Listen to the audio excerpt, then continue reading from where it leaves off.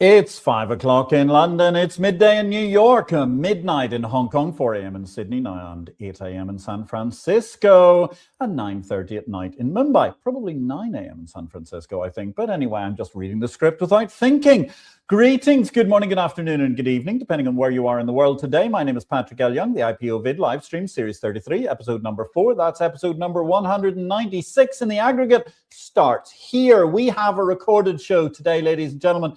It is our second review of the year from the perspective of Exchange Invest and IPO-VID. We've got a fabulous array of guests coming on later in the show who are going to be talking about some of the highlights of the year. And first of all, of course, we have our second half of the big stories of the year. If you missed part one, you can find it wherever you're looking at this show, Facebook, LinkedIn, or YouTube. Go search for IPO-VID. So amongst the big stories of the year, well, we come to the world down under. Australia. Sadly, in Australia, the ASX group monopolist woes have gone from bad to worse. Just when we thought last year was the nadir, things got appreciably worse during the course of the year. News is that not only is the tech stack dysfunctional for the vital process of clearing and settlement, but actually the whole company appears tragically dysfunctional. It's not a simple failure. It's truly an omni-shambles, according to our observers in Sydney. Gubu, snafu, fast. That was the word we coined this year. The term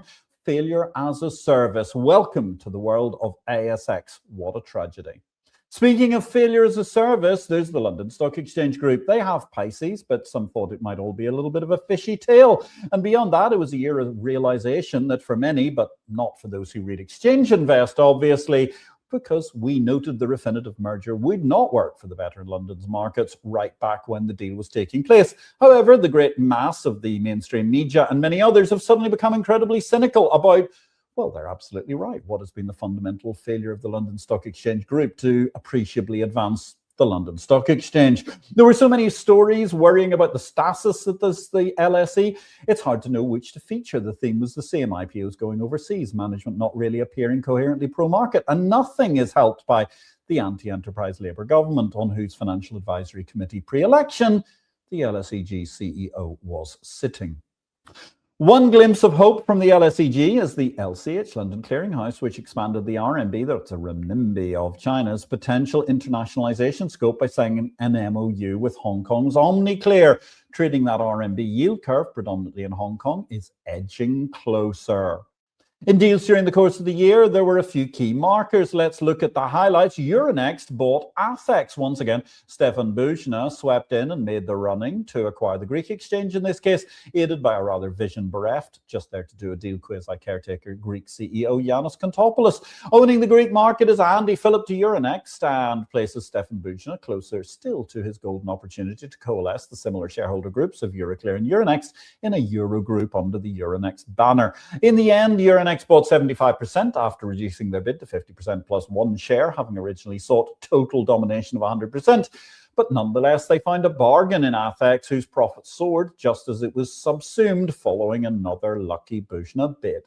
Other deals down under: CSE, the Canadian Securities Exchange, as I alluded to in part one of this review of the year, acquired NSX Australia, the national stock exchange there, while the year 2025 is closing out with the re-parochialization strategy of new CEO Craig Donoghue at SIBO. That leaves their Australian exchange in possible sale closed down limbo. There was one deal down under, as Richard Carlton took the intelligent initiative of sweeping in on behalf of the Canadian Securities Exchange that he runs from Toronto and buying the undervalued, underloved National Stock Exchange of Australia, which caters predominantly to SMEs and, of course, modest mining stocks. Music to the ears of CSE in many other ways.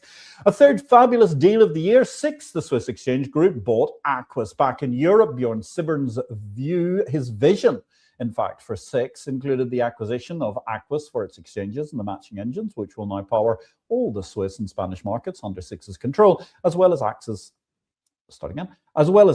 London exchange and platforms in London, Paris. Thus, Bjorn Sibbern's hyperactive re-engineering of the SIX franchise continues. Talk of a pan-European SME venue is just one fascinating potential initiative, and the deal to buy Bay Markets gives SIX a full-scale and a full suite for exchange-traded derivatives from execution to CCP, leaving presumably a gap to buy a CSD tech provider in due course.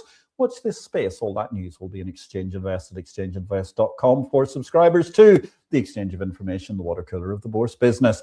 And finally, in our introduction to the year 2025, Vale, some wondrous names who were part of our Bourse world and beyond, who left us during a tragic and traumatic year.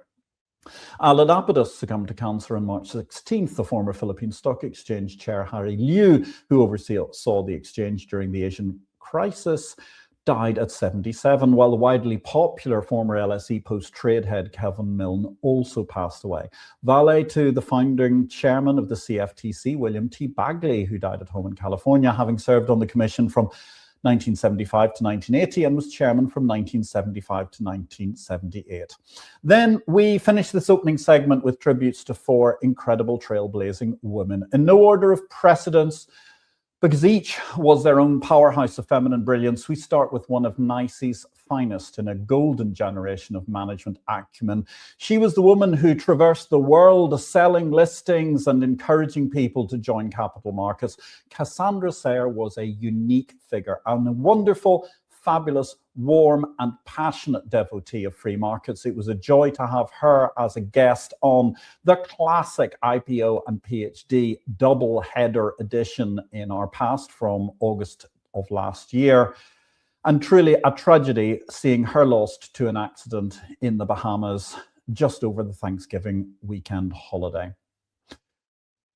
In South Africa, we lost Monica Singer. She was the visionary founder of Straight, the CSD, and powered by a passion for settlement. Monica had moved into blockchain advocacy in recent years and remained a very, very strong woman in the business of settlement across the world, who helped make South African Stock Exchange actually function as a settlement entity from what previously had been little short of a complete and utter disaster, with the addition of the Straight CSD, and also beyond, offering her great services as a professor and a lecturer to the forthcoming generation. Tragically, Monica succumbed to cancer during the course of Q4.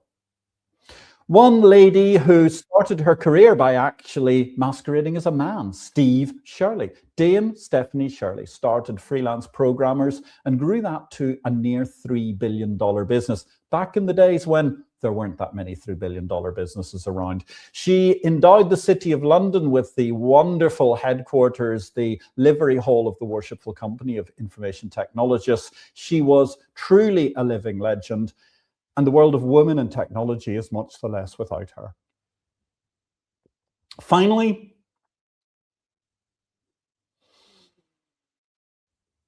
I say farewell to my wife. Beata Young did not work directly in exchanges, but she worked around it. She founded OneIt, the Women on It organization, to help promulgate and promote women in IT, women entrepreneurs, and women directors. She made a great impact on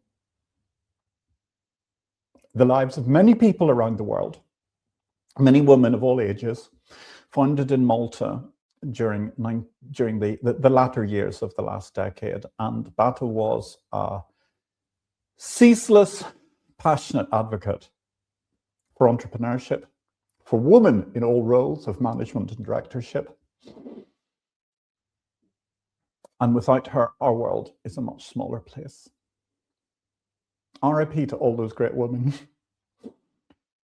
But above all, ladies and gentlemen, let's look at what Beata would have said herself. And as she said with Toby the dog that helped launch this series originally, with Beata's encouragement when I first did IPO-VID. Ladies and gentlemen, pug it. Just get out there and do it, because life is short. Life is a joy. And truly, our world is much of a lesser place without Beata, without Cassandra, without Monica, and without Dame Stephanie Shirley. Thank you very much to everyone who supported Exchange Invest during what was a pivotal and often challenging 2025. I firmly believe 2026 will be a great year in memory of those amazing female talents that we lost during this year. Let's move on to our show today to review 2025. From the tragedy, let's try and look to some more upbeat moments, because it's time to address the second tranche of our guests from this year in our Year in Review Part 2, discussing their thoughts on where the capital market revolution goes next, 26 years on from the original book's publication, and indeed with a bevy of fascinating insights and a few short videos to enjoy on the way through. First of all, let's talk about Steve Zwick, a former futures broker. Steve Zwick has been a trader. He writes about the economics of sustainable development and the interplay between land use, climate change, subjects he developed a fascination for in a 30-year career that brought him from Chicago's trading pits and led to subsistence farms in rural parts of Kenya, Vietnam, and Brazil. He was our guest with his fabulous new book, and he was talking about digitizing carbon in the middle of July. IPO-VID number 182. Here's Steve Zwick. Let's hear from him. I think right now, and especially in terms of carbon markets, it's going towards digitization. It's going to go very, very quickly. And then that's going to lead to integration of carbon into other, corporate supply chain activities and corporate valuation. I think we're on the brink of a new era in transparency of environmental impacts. People have heard that before, but I'm worried people have digitization fatigue. I know I did, because you get tired of hearing the same thing over and over again. But one thing I didn't mention that might be important, one reason it's taken so long to get these digitized methodologies is that it's like a chain, and it's only as good as the slowest chain. And if you have bottlenecks like we have had, you can digitize 90% of it. Nothing will matter if everything's got to stack up at that one point. And I think as those bottlenecks disappear, we'll see this accelerating.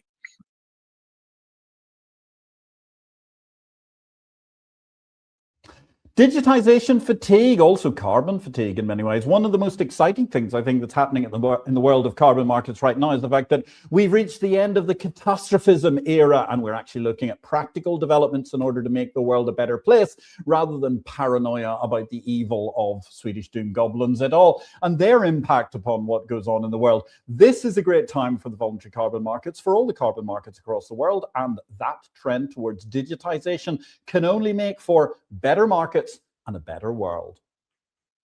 Joining us this year from the Washington, D.C. Beltway, he was talking all the way from Washington, D.C. to Argentina and the Milei miracle in Buenos Aires and beyond. It was a joy to chat to economist Dan Mitchell. Let's hear from Dan. Unfortunately, I think the biggest thing to look at in capital markets is the danger of another European-style debt crisis. If, heaven forbid, there's any sort of global recession, I would be stunned if it didn't wind up producing a debt crisis. France, Italy, maybe even the United Kingdom. I mean, so many of these countries are in just very difficult shape because of their demographics and their structure of their governments, with just too much of the economy being diverted into political control. And that's what makes me very, very nervous in the long run. And for all I know, the long run might only be a year or two away. I hope we have a lot more time than that. But like I said, the moment there's some sort of hiccup in the global economy, I'm going to be very, very nervous about what's going to happen with some of these European welfare states that have refused to take seriously their fiscal situations. That refusal to take your fiscal situation seriously, Europe, is something that's been an endless recurring theme in Exchange Invest for more than a decade now. Now it's become incredibly acute. And of course, the other thing that we saw was the failure of Capital Markets Union during the course of this year. A hodgepodge of verbiage being spouted by Brussels, which demonstrated that it doesn't understand markets, it doesn't understand the economy, and it certainly doesn't understand economic growth. Don't forget those magic numbers over the course of the last 15, 16 years. The European economy has grown in aggregate by 9% overall. The United States of America, 87%. And that's despite what was not necessarily the greatest series of governments through that period. Moving on to the United States of America, Melissa Dorman is a former social worker turned financial activist and author of Bank on Your Neighbor. It was a joy to chat with her in September on the 16th from actually the ICE headquarters of ICE Futures Europe. IPO-VID 184 was a great discussion about how in just 5 years, Mel's work focused on decentralizing wealth and empowering everyday people to buy property without banks has kept money circulating within communities and delivered to her a handy portfolio of property. Let's hear from Melissa where the capital market revolution goes next.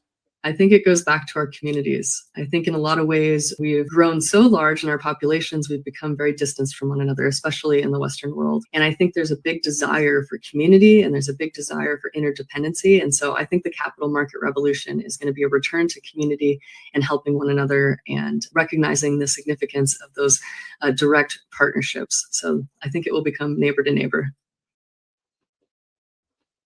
From peer to peer to neighbor, that was the message from Melissa Dorman. A fabulously upbeat show that. I encourage you all to go back and watch the entirety of IPO-VID number 184 as we all look to bank on our neighbors. Now, I said we would have a few short videos during the course of this show, and let's play the first reel, ladies and gentlemen. One thing that we carried through from part one, the excitement of population pyramids, and particularly those in Africa, where the population growth trends look so encouraging. Let's see how that came through in our short video. Meanwhile, in Big World, fun fact talking about African-specific population trends, Nigeria is expected to grow from 238 million people today to 369 people. Zambia is going to add 700,000 citizens per annum, and the population of Mozambique will double from the current 34.6 million. For more in Big World, like or follow. And that was 369 million, obviously, rather than just 369 people leaving. Good grief, that would end up leaving Nigeria even more sparsely populated than Namibia, which I think is the least populous nation per area in Africa, if my memory serves me correctly. It's certainly one of fascinating population pyramid statistics that will lead us to greater markets and more opportunities in the future for all manner of investors.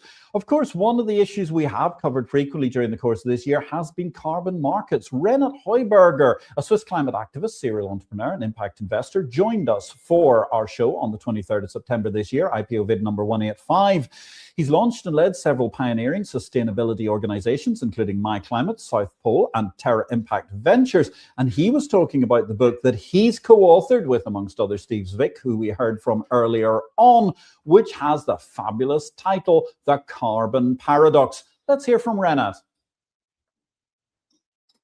I believe that the moment when we overcome capital markets is beyond the moment when we save the climate. In other words, if you want to really contribute to solving problems, we have to do it with the markets. And I'm very convinced that based on all the lessons we've learned over the past years, the next iteration of academics, the next iteration of financial industry players will have a much better tool set available, also using all the new AI-based tools to actually really make capital markets useful to solve our problems. The tools are all there, the lessons are all learned. I'm very confident that the next round, this time, is going to be different. This time, we will make things better than we did last round. And there, ladies and gentlemen, we have the phrase, this time it will be different, somewhat contrary to what a lot of people say about markets so often, but there are fundamental grounds for reasons for progress in the world, which Renat Heuberger is so elegantly outlining here. Alongside Renat, we also met his third co-author of this fabulous book, The Carbon Paradox, Marco Hirsbrunner, a Swiss serial entrepreneur and impact investor, co-founded Terra Impact Ventures, where he leads operations and drives the growth of sustainability-focused startups. He also serves as co-CEO of Svarmi, an Icelandic company specializing in geospatial and nature data. And he joined us once again for that same show alongside Steve Zwick and Renat Heuberger, IPO-VID number 185 on the 23rd of September. Let's hear his view through the lens of the carbon paradox about where the capital market revolution is going next. Post-singularity, our AI overlords will ensure that all external costs need to be internalized into the product. So you can't simply pollute without paying, or at least that's my hope. With his tongue slightly planted in the cheek there, Marco Hirsbrunner nonetheless offered us, well, at least something that was not a dystopian view of the future of artificial intelligence, but an AI that might help coalesce with Gaia in order to make a better planet. And indeed, that brings us to the third conclusion and his second appearance this evening for my dear friend Steve Zwick. former futures broker trader, who's the man who writes about the economics of sustainable development and the interplay between land use and climate change. So from the Chicago pits to subsistence farms all over the world and many other carbon projects beside, here is Steve Zwick talking about the capital market revolution and where it goes next from the perspective of the carbon paradox. Let's hear from Steve. Yeah, I think in this particular context, it will go to more homegrown solutions in developing countries. One thing we've had in carbon finance up till now is that most of the ideas have come from the West and been implemented in developing countries. But what really struck me when I was in Kenya was the amount of homegrown talent, the people who are emerging in these countries to implement projects on their own, whether they're agroforestry, whether it's clean cooking, whether it's clean water. That is where this is moving to, where the solutions will not only be, the solutions that are currently being developed in forest nations will now be developed by forest nations. And I think that is going to be the next big revolution within this space. A very, very interesting concept that the solutions that are currently being developed in forest nations will now be developed by the forest nations. That certainly is going to be a huge revolution if it takes place, and I certainly wish it every success in happening. From the carbon paradox, we go to more pure play technology. Daniel Davis, he leads the sales and marketing efforts at Connemara Technologies. In fact, he's just been promoted during the course of time when we started writing the show notes for this show to Chief Revenue Officer of Connemara Technologies, the people behind the EP3 matching engine, amongst other things. He joined one of our panel sessions this year with the fabulous Berg and the amazing Hamish Adourian, we're going to be hearing from in a moment. 30th of September, we were talking about a panel with markets and IT, and let's hear from Dan Davis. It was fascinating to see that SEC, CFTC, Love Fest, as we called it yesterday, and the changing of the guard. I mean, you see Terry Duffy talking about being a Kalshi user. You see Shane Copeland, sitting next to Jeff Sprecher. It's really interesting just to see the dichotomy of participants at the round table, but also just the ideas and also how receptive to maybe old guard is, as they are called by the Polymarket founder, to these maybe newer ideas. So excited for, I guess, a bit of turnover or innovation here in the U.S. when it comes to capital markets and trading new products for retail users.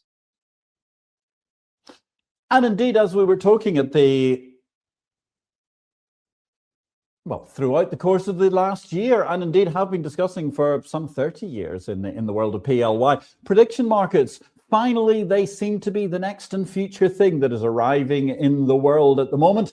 Very, very exciting times. And I, as one of the people who originally scoped prediction markets out in the mid-1990s, I'm delighted to see their success taking place. Somebody who was scoping markets long before Dan Davis was active, long before I was active, is Anne Berg, our commodities doyen. Anne is a leading expert in commodities, commodity futures and food security issues, former director of the Chicago Board of Trade, formerly with the UNFAO, amongst a multitude of other organizations where she's helped develop and organize markets throughout the world in all forms of commodities. She joined that same panel on the 30th of September, IPO-VID number 186, to discuss markets and IT. And let's hear from Anne. I think that there'll be just much more securitization of old-fashioned products, such as futures. Maybe there isn't the appetite for slicing up a ton of wheat or a bar of gold or something. I'm sure there's a product out there that everyone's going to want to buy. I think, I've mentioned to Patrick, that a lot of this is being driven, I think, by institutions that find a new way of making money. I mean, margins have been cut drastically in capital markets. So this could be a product where you've got the retail sector funding projects such as revenue streams from royalties that you would need to do your due diligence on to really be fully informed. So I think it's moving further. The democratization is fine, but it's moving. It sounds like the markets are moving further towards capturing more retail growth. That's a sword that cuts both ways. Markets capturing more retail growth, a sword that cuts both ways. Certainly something that's a very interesting point there made by Berg. But yes, the ongoing securitization trend, a lot of people are seeing that as DLT tokenization. But remember back to the part 1 show, the last video we had from Dr. Robert Barnes. It's more about the securitization long term than necessarily whether or not it uses a blockchain, I think, is going to be the key as to what goes on in the future. Anyway, it was a joy to welcome Anne onto several of our panels this year. We're going to have more panels coming up in 2026 with some of our doyens of different markets around the world joining us as guests. And of course, our regular panelists, amongst them Mark Bettis and Anne Berg, as features of those shows. Now, that leads us very elegantly to our second short video of the day. As you know, we produce a multitude of different outputs here at Exchange Invest, and through the IPO-VID channel, we have the longer live streams such as this. And I have to say a huge word of thanks to all the people who subscribe to our daily newsletter, Exchange Invest. ExchangeInvest.com if you want to sign up and subscribe and be, well, part of an exclusive club, understanding better than anybody else possibly can what's going on. We call it the exchange of information. It's the water cooler of the Bourse business. And thanks to those subscribers and our sponsors, amongst them BMLL, NASDAQ, EP3 by Connemara and Sinara, we have the opportunity to bring to you these videos, both short and long form. And here is a short form video that we ran during the course of this year. And actually, well, we tend not to be the news story most of the year round, but as we reached 12, we thought it was time to talk a little bit about ourselves.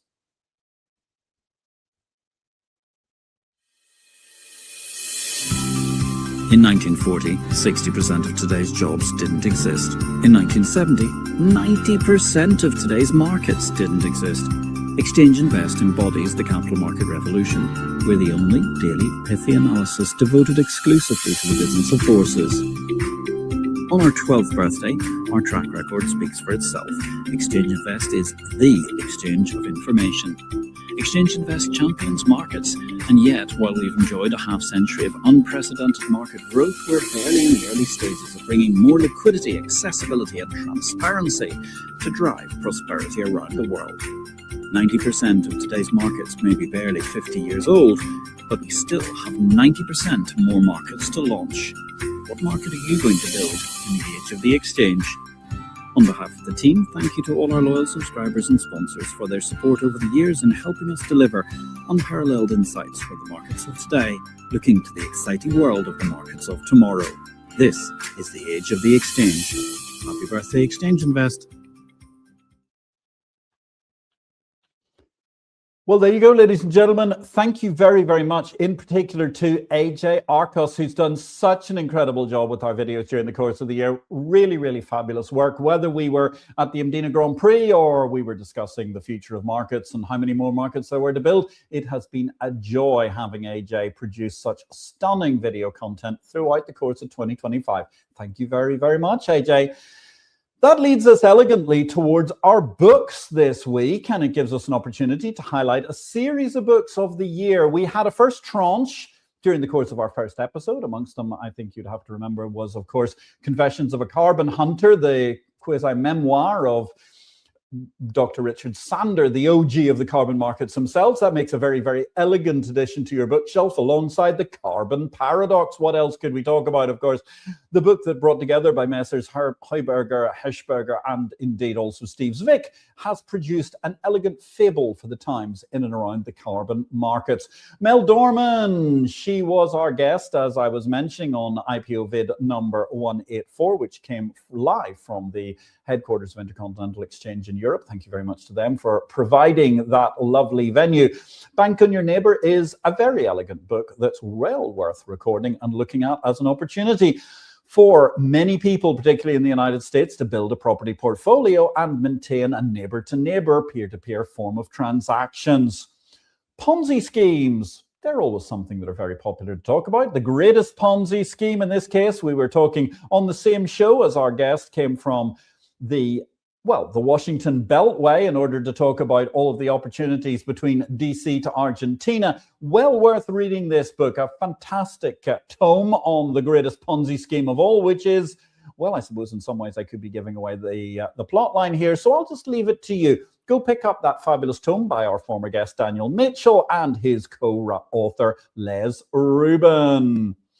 Multi-currency mercantilism. We heard from the fabulous Kathleen Tyson in the first edition of this year-end review last week. Well worth looking at that. Her argument: the world is shifting from 80 years of dollar dominance and US hegemony to a pluralist multi-currency mercantilism. The new international monetary order is the order of the day for multi-currency mercantilism by Kathleen Tyson. Well worth having a read at, even though it might cause you a little bit of indigestion during the course of whatever it is you're eating over the festive season. Sir Paul Collier, he was also featured in our first show of highlights of this year. Absolutely phenomenal. A new economics for neglected places is left behind.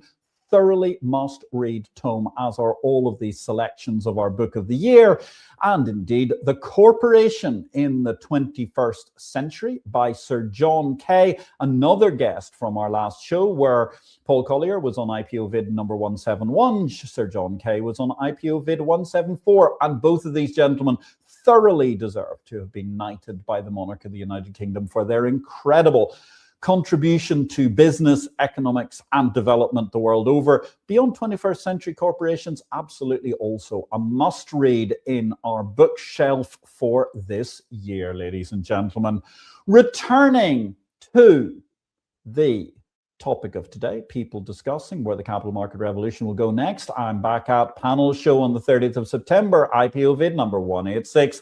Discussing markets and IT was Hamish Adourian, the head of sales and marketing at the London software house Sonara. Let's hear from Hamish.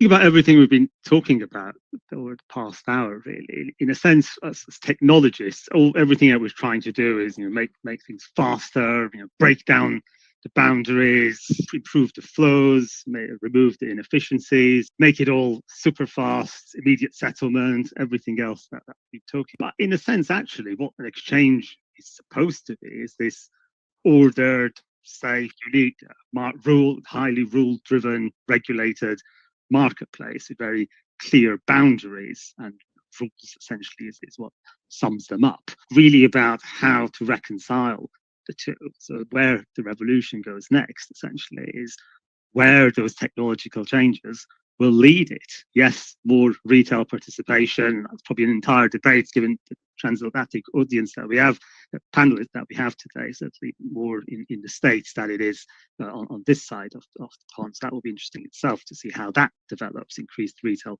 participation. I agree absolutely with Anne on increased securitization, maybe not necessarily tokenization, but again, the question as ever is how can exchanges do that in a way that actually brings some of that trading, some of the OTC trading that's happening out there onto a regulated venue.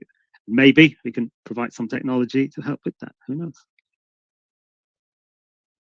What interesting insights from Hamish Adourian. Sonara, one of the leading vendors in the field, particularly working very, very strongly with the London Metals Exchange and a large amount of the world's commodities environment, but also in a much, much broader sense, they are vendors to the world with all manner of technology. Very interesting to hear, again, that nuancing. Maybe it's not all about tokenization on the blockchain, but it's certainly about the securitization, managing to enable fractional ownership to different assets. And I think that becomes a very, very key theory and concept as we go forward during the course of the next year. It's amazing we've managed to have, good grief, I think at least 10, if not 15 minutes so far in the 2025 year in review part 2 here from IPO-VID without mentioning artificial intelligence. One of the things that's going to be very interesting here is not just artificial intelligence, but where it interacts with quantum finance. And quantum finance itself, by the way, has a big impact on that distributed ledger technology going down the road, and not necessarily a positive one either if you're reading the forward-looking papers. Hayden van der Post, he has a 15-year background in finance. He's a former child chess prodigy, and he sought to lift the hood on the upcoming world of quantum computing and thus quantum finance by talking about, amongst other things, his book, Quantum Finance. Let's hear from Hayden.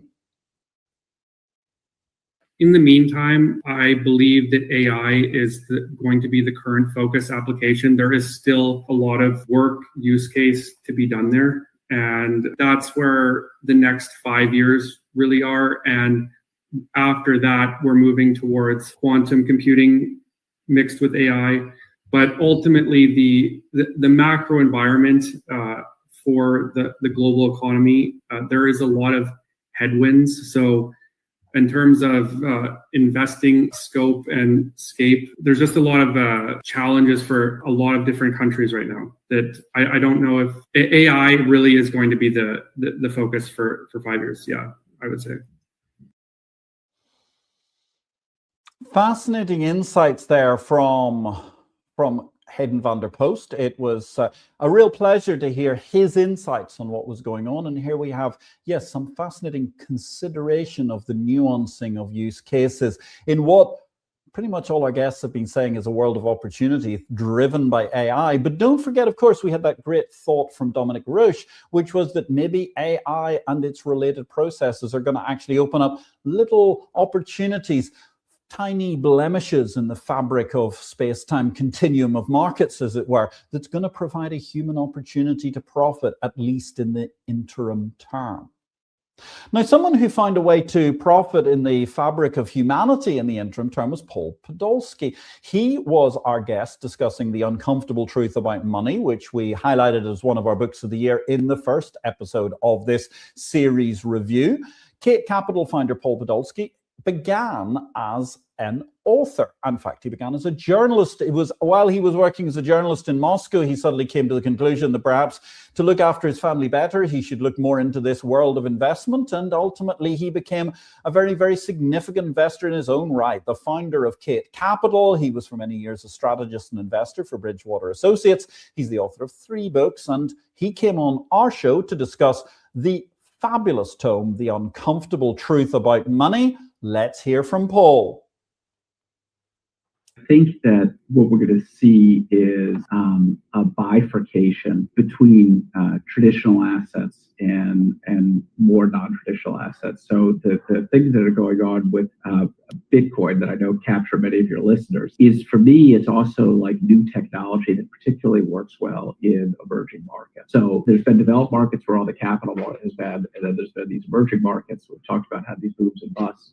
I think the most practical application of new digital assets is providing monetary policy for the vast majority of the world that is exposed to terrible monetary policy. So I'm thinking about big chunks of Latin America, big chunks of Africa, certain parts of Asia.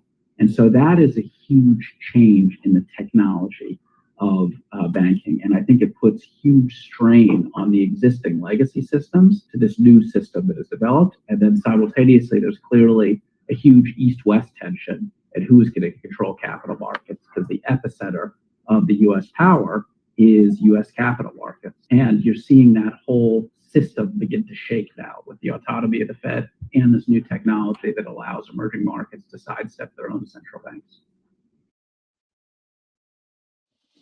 A degree of central bank disintermediation, possibly a degree of anarchy, certainly a very, very interesting reverberation in the capital markets continuum, if not the overall trade continuum as well to boot. And perhaps this ties in with the multicultural mercantilism thesis of Kathleen Tyson as well. Certainly well worth visiting Paul's book and also comparing that with Kathleen Tyson's book. A gripping show that was altogether. It was a joy to hear about The Uncomfortable Truth About Money in IPO-VID number 188.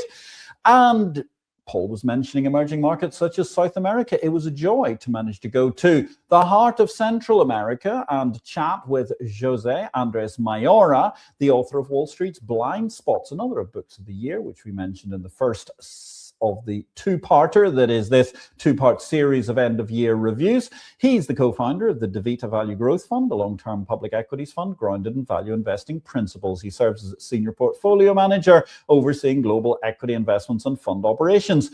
Talking about Wall Street's blind spots on the 21st of October this year in IPO-VID 189.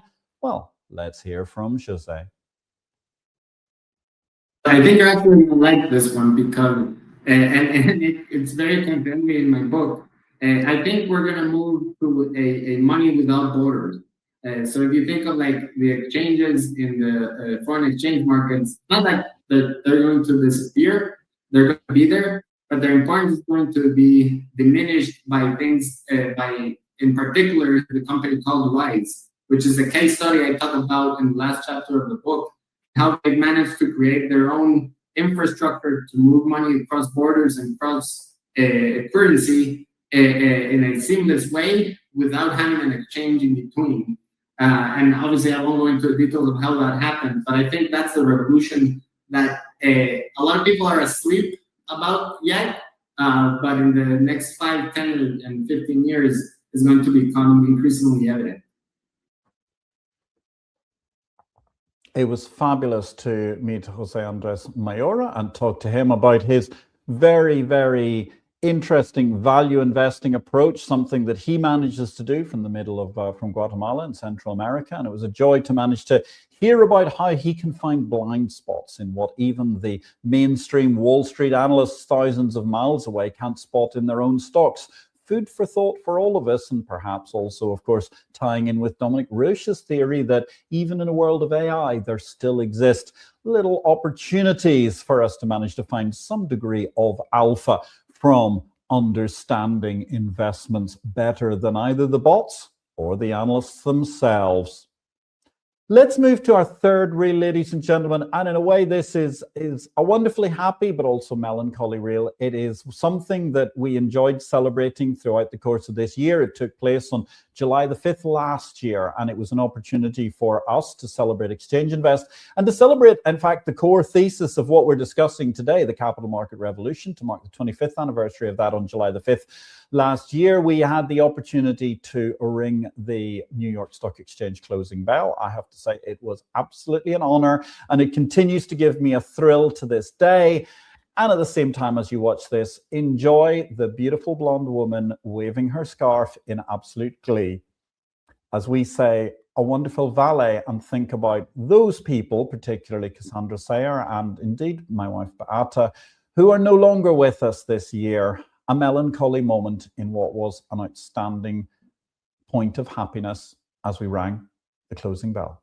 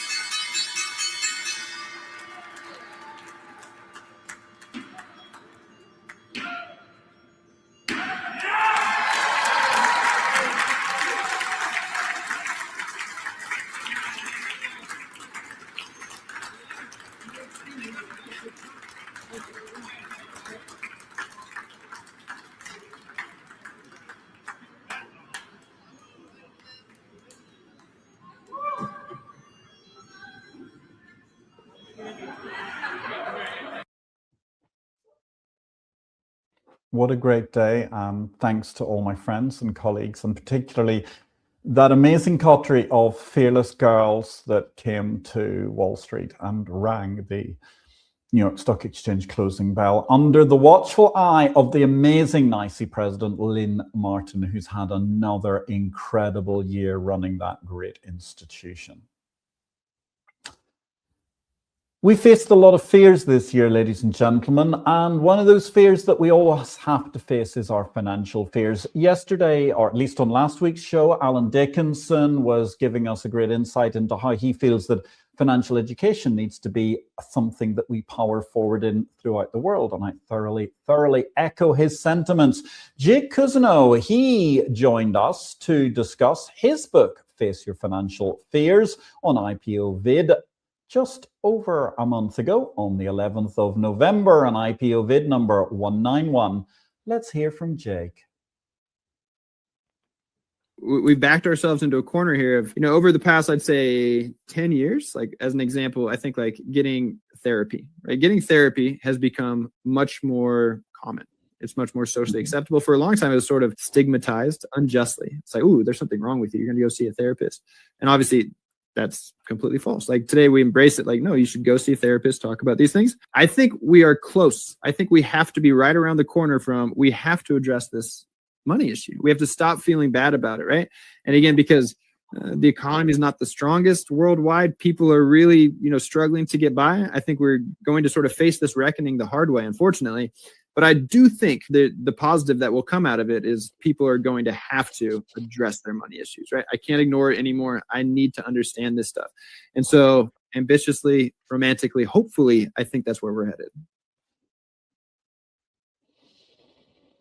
Ambitiously, romantically, hopefully, let's face our financial fears together, ladies and gentlemen. It was a joy to chat to the inspiring Jake Cousineau from California during the course of IPO-VID 191 in the middle of November. And indeed, from one young generation inspiration to a man who is an inspiration and has been an inspiration for many years. He is the OG of financial futures. He's the creator of the carbon and environmental market space. He's truly had greater impact probably on financial markets than pretty much anybody else alive, certainly anybody else alive who hasn't held elected office.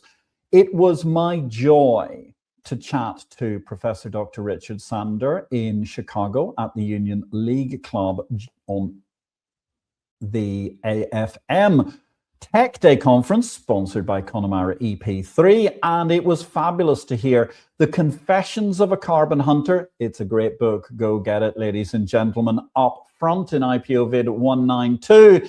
And it seemed only appropriate as we were in Chicago that I should endeavor to don some sort of reasonable headwear for the chilly winter and also to be in postural congruence with this great man, the Chevalier de la Légion d'Honneur, Professor Dr. Richard Sandor. Let's hear from him. I'm a restless soul. I'm 800 years old. I can't wait for the next project. I can't wait for the next idea. I teach at the University of Chicago. I ask my students to invent a market that's new and what's challenging. And these brilliant young men and women from Booth and the law school and Harris come up with markets for space junk, which will be required in 2030, given Elon Musk and Jeff Bezos. What are we going to do in traffic for space junk? And then they come up with other markets to create a market for judgeships, where you can give half to the Democrats, half to the Republicans, and create a market for people swapping 3 associate judges and 1 appellate court for a Supreme Court, and put a market-based solution to drive politics to the center. Cap and trade for jail space, to have people are incarcerated inappropriately and for lower base crimes, and to put cost bases and benefit bases and have markets reveal what jail capacity is. So the ideas are endless. I think about yesterday is cute, but but it's not exciting when there are so many busy things to do. The OG, ladies and gentlemen, Professor Dr. Richard Sandor. It was genuinely an honor to be allowed by the Association of Futures Markets to chat with him in a fireside chat at the Union League Club during the IFM Tech Day. What an incredible man. I think we could have carried on for the entire day. I somehow had images at one stage that we could have been still chatting in the evening and a waiter could have produced a couple of Negronis and a cigar if it wasn't a smoke-free environment. And we would have carried on the chat regardless. It was a joy and an honor. Do not miss that show. Another of our unmissable episodes of IPO-VID during the course of the year. And that brings us to our final female guest of 2025, Véronique Peiffer, PhD, an entrepreneur and life sciences professional who co-founded and led Palm Co., a company focused on the development of therapeutic bioelectronics, a pivotal experience that served as the primary inspiration for the topic of our discussion and her excellent book. It was one of the books of the year that we highlighted yesterday, The Scrappy Entrepreneur.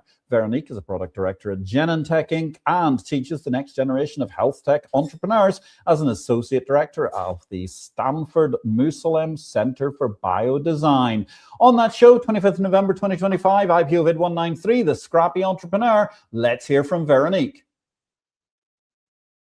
I will have to answer this from the outside in, right? I'm not a financial capital market expert. So I will really answer this from the outside in. And where my mind is going with this question relates to AI. Looking from the outside in, I think there's a lot of people out there not currently in the stock markets. And now they have, like, everyone has a Goldman Sachs team, like research team at their fingertips. So I do think it kind of changes the playing field for who is interested and maybe think that they have the right knowledge to start making investments. But it's not about leveling the playing field. It's probably about leveling up the playing field. Like, everyone has their information at their fingertips so much easier than we used to. So I think it does, I mean, probably in line with what you said in your original book, it's just about acceleration as a result, because everyone has that information at their fingertips right away. I think there is also something interesting around misinformation, because yes, everyone has their information at their fingertips. We're dealing with very few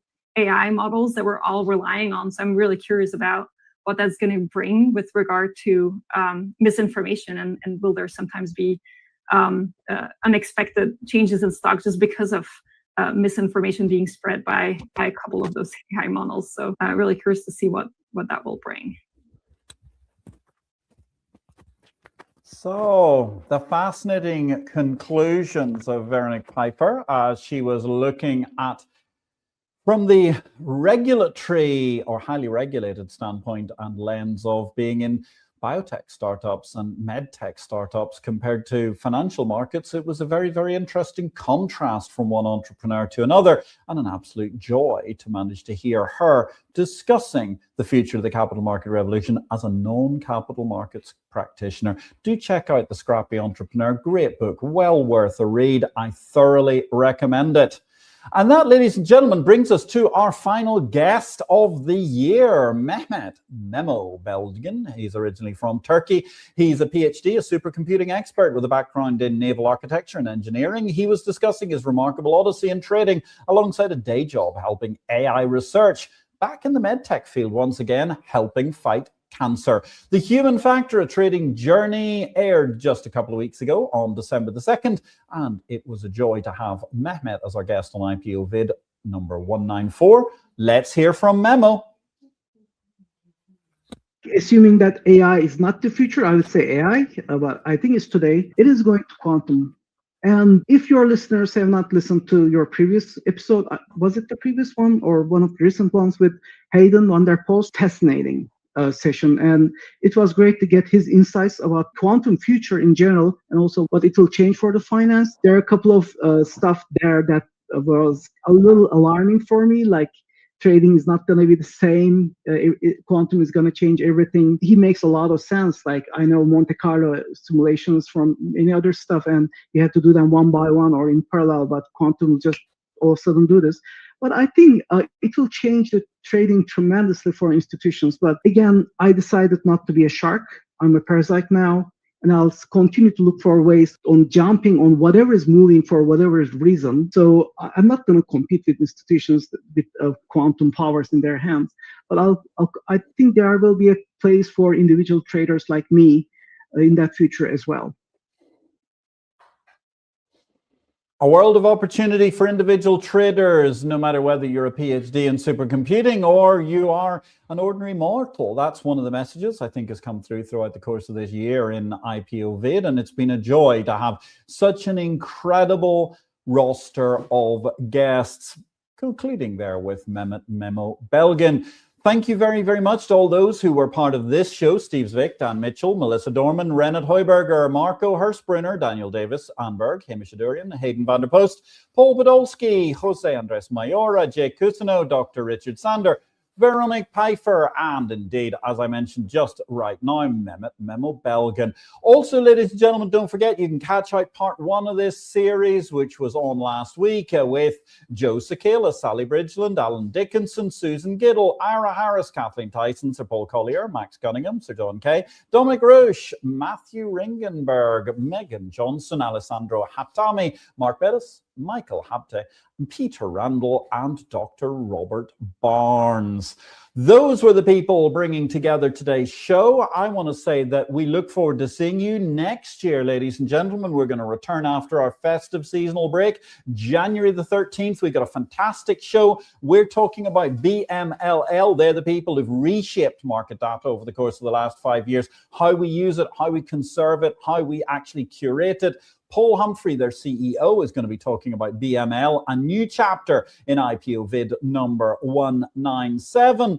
And let me just say thank you very much to everybody who raised questions during the course of this year's season. Let me also say a huge word of thanks to our production crew today, Herminia, Desiree, and AJ, and also to all those team members who've been involved in production during the course of the year. So in addition to Herminia, Desiree, and AJ, my profound thanks to Racy, Jamil, Marianne, Natalie, Kim, Janella, Rushlin, and of course, the late, great Bata Young, who played a role in so many of these shows all the way through until her unfortunate demise during the course of the summer. And ladies and gentlemen, therefore, if there's a message to take away for today, it's one of I wish you all a wonderful, happy, festive season. I say thank you to everybody who's interacted with us this year. I say particular heartfelt thanks to our sponsors, to BMLL, to Sinara, to NASDAQ, to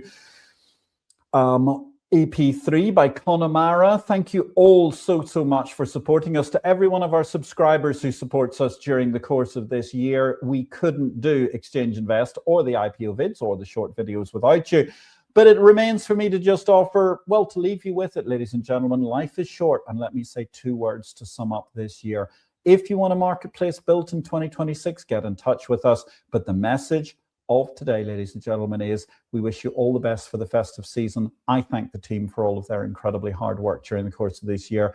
But the truth of the matter is, ladies and gentlemen, life is short, so pug it.